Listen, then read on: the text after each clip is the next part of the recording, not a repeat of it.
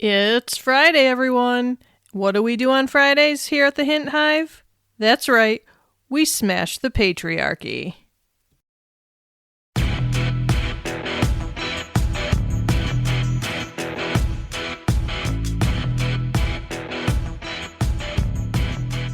Hey, everyone. Welcome back to the Hint Hive, Amplifying Women's Voices. I'm your host, Kelly Hint, queen bee of this hive, feminist life coach, psychotherapist, and all-around champion of badass women everywhere who are tired of carrying the weight of the damn world on their shoulders and then being told they're just overreacting. Today, we are cracking open a topic that so many of us feel deep in our bones, but rarely get the space or the validation to talk about. The mental load crisis, why women are burned out and how to fight back. This isn't about just being busy. This is about the invisible labor, the planning, remembering, anticipating, and managing that women are doing around the clock. It's the reason why you're exhausted even when your partner says, "Just tell me what to do." That one sentence, it's the red flag of a system that places the burden of thinking, coordinating, and remembering entirely on you. Let's dive in, ladies. I'm tired, you're tired, but buckle up, because we are not sugarcoating a damn thing today.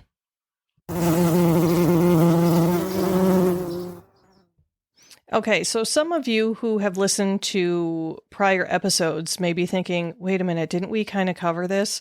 Well, I mean, we're burned out a lot, and so yes, I've touched on this topic, but we're going to talk a little bit differently about it today. So the first thing I want to do is to define the mental load, right? The term mental load refers to that constant cognitive and emotional labor required to manage a household, relationships, careers, and often everyone else's well-being, all at the same time. It's that mental to-do list that never shuts off. Imagine your brain like an open browser with 137 tabs, some of which are playing music, others flashing red, and none of them closable. It's remembering that the dog needs his rabies shot, the kid needs a pirate costume by Thursday, your in-laws are arriving next weekend, there's a work deadline that you're behind on, your partner's friend's birthday gift still hasn't been bought, the laundry pile is evolving into its own ecosystem, and oh yeah, you haven't eaten a real meal today or peed without someone yelling your name through the door. Exhausting, right? I'm not telling you anything new here. It's also the weight of wondering if your kid is emotionally okay, if your aging parents are safe, and if you're dropping the ball somewhere, everywhere. The mental load is that invisible spreadsheet of life management tasks that is always running silently in the background and draining your battery. And the kicker? No one else sees it, but you feel it every damn day. And here's the kicker. It's almost always women who are carrying it. Not occasionally, not equally, almost always. Research from the Pew Research Center that I've mentioned before and numerous gender equity studies consistently confirms this. Even in dual income households where both partners are working full-time, women still take on the majority of domestic logistics, emotional labor, and caregiving responsibilities. That may be something that you recognize from another episode that I talked about. So that means it's not just about who's folding the laundry. It's about who's noticing that it needs to be done in the first place. Who remembers the pediatrician's number? Who schedules the dentist appointment? Who tracks everyone's emotional temperature and makes adjustments accordingly? It's not just the physical tasks that drain you. It's the thinking about them, the noticing, the planning, the anticipating, the remembering. That's the part that wears you down. That's the part that keeps you up at night, eyes wide open at 2 a.m., running through your invisible checklist while the rest of the house sleeps peacefully. This invisible labor has a name, and it deserves visibility, validation, and most importantly, redistribution. French comic artist Emma illustrated this reality flawlessly in her viral comic on the mental load. In it, she breaks down how being the one responsible for remembering everything, the birthdays, the dentist appointments, the empty milk jug, the looming school deadlines, is a job in and of itself. You're not just doing the tasks. You're the project manager, the foreman, the human reminder system, and the emotional barometer of the entire freaking household. And that mental juggling act, it is unpaid labor, and it comes at the expense of your time, your focus, and your sanity. And that weight, it's heavy and invisible and unacknowledged. And I'm not going to expand further about emotional labor because that is something that I did an entire episode on. So let's talk about what this really does to us. The burnout is real. Burnout is not just needing a nap or craving a glass of wine at the end of the day. Burnout is chronic, unresolved stress that bleeds into every part of your life. Your work, your relationships, your health, and your self-worth. It's when you're operating on fumes, pushing through the fatigue, ignoring your body's warning signs because there's no room for collapse. It's what happens when your brain and body are screaming, "I can't keep doing this," but the world responds with, "You're doing great, just keep going." It's not just stress. It is systemic depletion. It's when rest doesn't even feel restorative anymore. It's when joy feels out of reach and your spark is barely a flicker. And the cruelest part? Society still tells you it's your job to figure out how to balance it all better. As if the problem is your capacity, not the endless invisible expectations placed on you.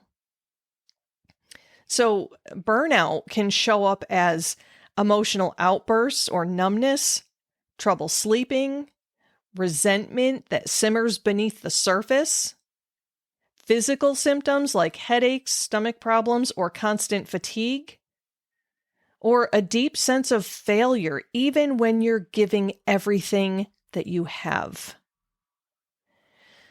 Ladies, if you hear nothing else, please hear this. You are not lazy. You are not dramatic. You are burned out. And that's a completely rational response to an irrational level of expectation. You are reacting normally to a culture that glorifies overwork, devalues care labor, and pretends that your exhaustion is a personal flaw instead of a social failure. And it's no coincidence that so many women are living in this state, because we were never meant to carry this much, this often, and this invisibly. Our culture feeds us this impossible script.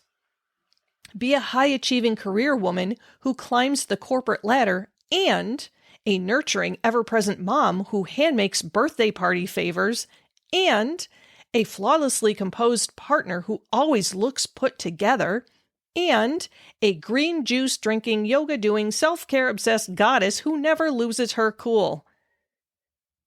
Is any of this sounding familiar? Please tell me I'm not the only one. We are expected to juggle every role perfectly, effortlessly, and above all, silently. No breakdowns, no asking for help, no visible cracks in the facade, just endless, quiet competence. It's a performance of perfection that's not only unrealistic, it is effing soul-crushing. Let me be clear. That expectation is a setup, and the fallout is massive. Ladies, we have been sold a lie. No, let me correct that. We have been sold multiple lies. So let's bust some of the most toxic myths that keep us stuck in this mental load hamster wheel. The first one, multitasking makes you efficient. Nope, that's a lie that we have been spoon-fed for decades. Studies have shown that multitasking can actually reduce productivity by up to 40% and increase stress significantly. Your brain is not designed to juggle 50 different threads at once. It's designed to focus deeply on one task at a time. And when we force it into overdrive, it doesn't make us superwomen. It burns us out. Multitasking is not a badge of honor. It's a red flag that the system you're in is broken. And another lie. If you just got organized, things would be easier. Also false. You can have color-coded calendars, synced apps, weekly planners, and sticky notes on every single surface and still feel like you're drowning. Because the issue is not organization, it's imbalance. The problem is that all the systems in the world won't save you if the weight is not distributed fairly. You can be the most efficient woman on earth and still burn out if the people around you aren't carrying their share. Organization does not solve inequality.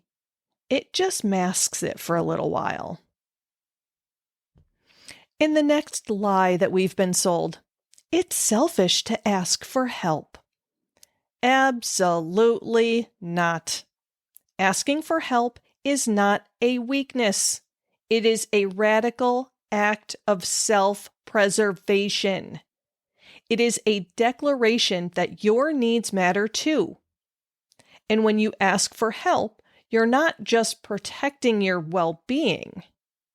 You're also modeling emotional maturity and teaching the people around you that they are both capable and responsible. It's not selfish, it's strategy, it's sustainability, and it's overdue.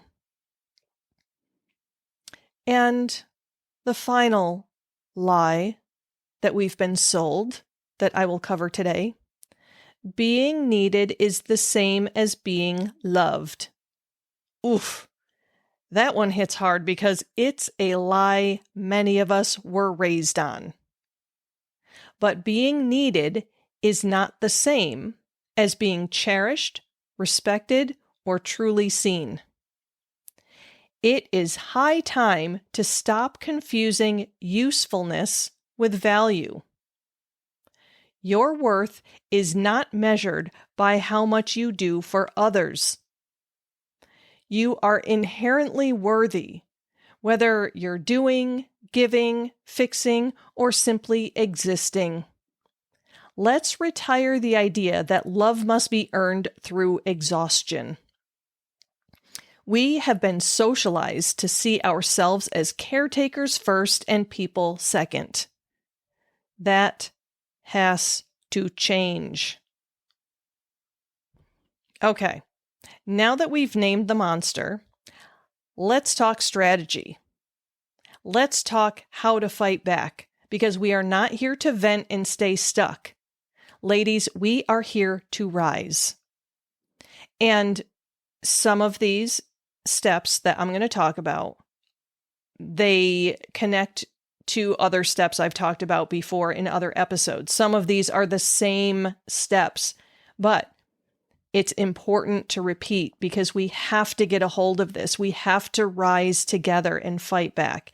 And I will say, full disclosure, right before I even begin to talk about these steps, I am sucking at some of this myself. I'm doing the steps, but I'm still burnout as hell. So I get it. Like sometimes, so I guess I should say this, sometimes even our best efforts will fail us when it comes to burnout because sometimes life hands you a crap sandwich and you have to eat it and swallow it without throwing it up. Or maybe you throw it up.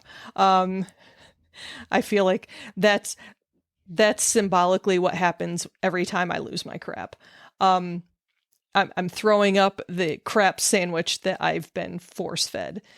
So as I list these steps, know that I also do them and fight to do them. And sometimes it's not helpful because I fall back in other ways. So as always, the very first step number 1, name it to claim it, girls. Get it all out. Every single task that's living rent-free in your brain. From the dentist appointment you still need to schedule, to remembering your friend's birthday, to the nagging mental note that you're out of oat milk. Write it all down. Dump your mental tabs onto paper, into a spreadsheet, or a voice memo, whatever works for you. The goal here is to externalize what's been quietly weighing you down mentally. Because seeing it laid out not only validates your exhaustion, but it helps you to realize just how much you've been carrying in silence. This is the first step toward redistributing the weight, not just managing it better. Right? The goal is redistribution, not to keep doing it all. Step number 2, have the hard conversations. Sit down with your partner, housemates, or anyone sharing your life in your space and lay it all out on the table. This is not about blame. It's about clarity and equity. Begin with honesty, not accusation. Simply say, this is everything I'm holding, and I can't keep doing it all. Be specific. Talk about the emotional labor, the scheduling, the remembering. Everything they might not even realize you're managing. And when they ask what they can do, don't fall into the trap of assigning tasks like a manager. Ask them to take full ownership of areas that have fallen solely on you. It's not about helping. It's about sharing the responsibility that should have been mutual from the start. This is a conversation I have in my relationship frequently, lately anyway. Step number 3, stop being the default. Step back. Seriously, step all the way back. Let others step in, even if it's messy, even if it makes you twitch a little. You don't have to be the contingency plan, the backup brain, or the fixer when someone else fumbles. That is not just exhausting, my friends. It is enabling. When you always catch the ball, no one else learns how to throw. Mistakes are part of learning. Get comfortable watching other people fall flat on their faces, because growth happens in the gap. Let people experience the consequences of their forgetfulness or disorganization. That is how accountability is born. And that is how you reclaim your time and your sanity. And trust me, ladies, I know how hard this one is because you want things done right, but sometimes things just need to get done. And again, if you're having a hard time with that one, please contact me and let's work on that together because it's one of my favorites to work on with my gals. All right, step number 4, Delegate completely.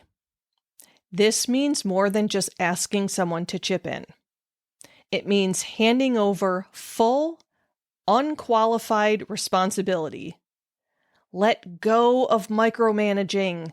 Let go of hovering. When you ask someone to truly own a task, whether it's planning meals, managing school emails, or scheduling appointments, they're not just helping you. They are doing their part. Helping implies it's still your job, and they're just pitching in. Delegating with full ownership shifts the dynamic. You're not the boss handing out chores. You are a partner asking for equity. And yes, they might do it differently than you would. That is okay. Ladies, perfection is not the goal. Liberation is, when we're talking about burnout. Number 5, normalize saying no. You've heard me say this before, and I'm going to keep saying it. Let's crank this up for the women in the back and the front. You are allowed to say no without guilt, without apologizing, and without over-explaining. Full stop. Your time, your energy, your peace. They are not infinite, and they are not up for negotiation. Every yes that you give out of obligation is a no to something that actually matters to you.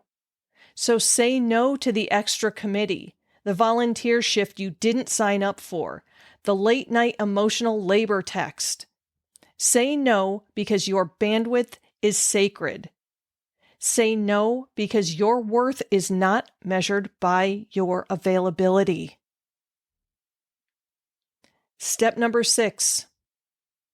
I can't go an episode without saying this word. Create boundaries around your time and energy. Boundaries are not walls. They are doors that you decide when and how to open based on what honors your well-being. It's not about being rigid. It's about being intentional. Maybe that looks like keeping your weekends work-free, or saying no to last-minute plans that drain you, or turning off notifications after 8 p.m. Maybe it's blocking out a non-negotiable hour for yourself each day where you're not available to anyone else. Whatever it looks like. Remember this. Your time is your most precious currency. Spend it on what fuels you, not what empties you. Protecting your energy is not selfish. It is foundational. Step number 7, I've said this one before. Get support and community. Because you are not meant to do life alone. And you sure as hell don't have to keep pretending you've got it all handled.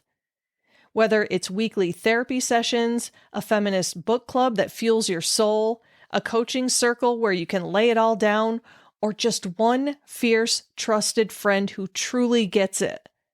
Let yourself receive. Let yourself be held. Let yourself be reminded that your struggle is not a failure. It's a shared experience. Community doesn't just lighten the load. It recharges you, challenges you, and reminds you of your power. And this is the one that I struggle with the most. My support system, my community support system, severely lacking. So I'm making a commitment right here, right now, as I'm recording this, to do better on this one. All right, final step, model a different way. If you're a parent, a friend, or a mentor, or just a woman existing in a world that watches you more than it listens to you, show what it looks like to live unapologetically with boundaries. Let your kids see you rest. Let your friends hear you say no. Let the people around you witness what it means to ask for help expect equity, and refuse martyrdom. This is how we shift culture, not just by talking about change, but by embodying it. Every time you model this, you're giving someone else permission to do the same. And that ripple effect, it is revolution in motion. All right, my fellow burnt out ladies, this week's quote comes from the incredible therapist and author Nedra Glover Tawwab. What you allow is what will continue. Yes, let that marinate. Because if you keep doing it all, people will keep expecting you to do it all. If you silently carry the mental load, they won't even realize you're carrying it. Because when you say, this ends here, you're not just helping yourself. You are helping every woman who comes after you.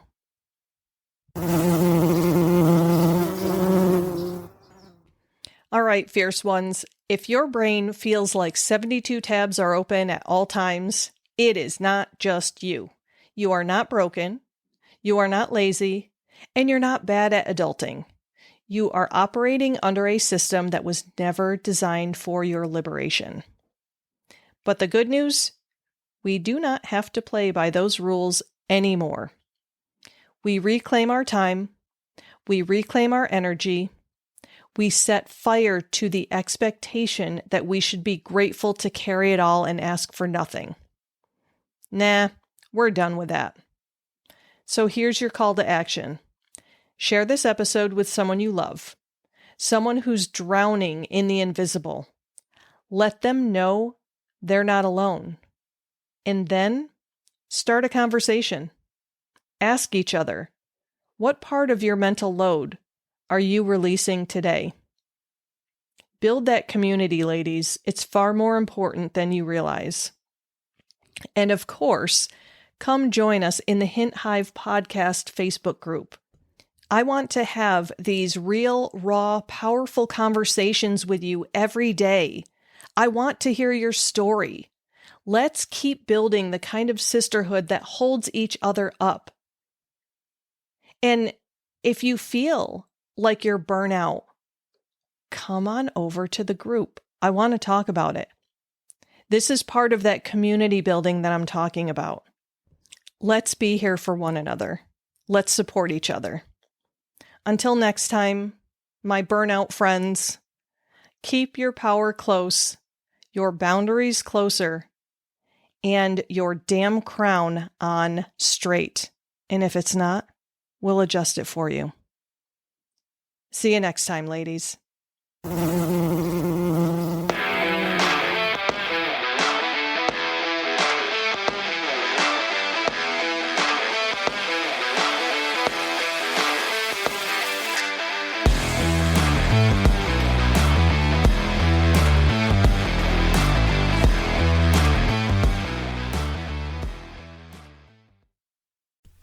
This podcast is powered by Kelly Hint Empowerment Coaching, as well as Kelly M. Hint LMHC and The Cranky Counselor. To find out more about coaching services, head over to CoachKellyHint.com.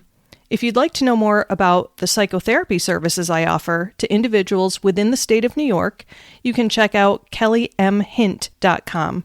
And if you'd like to learn more about aromatherapy, you can check out TheCrankyCounselor.com.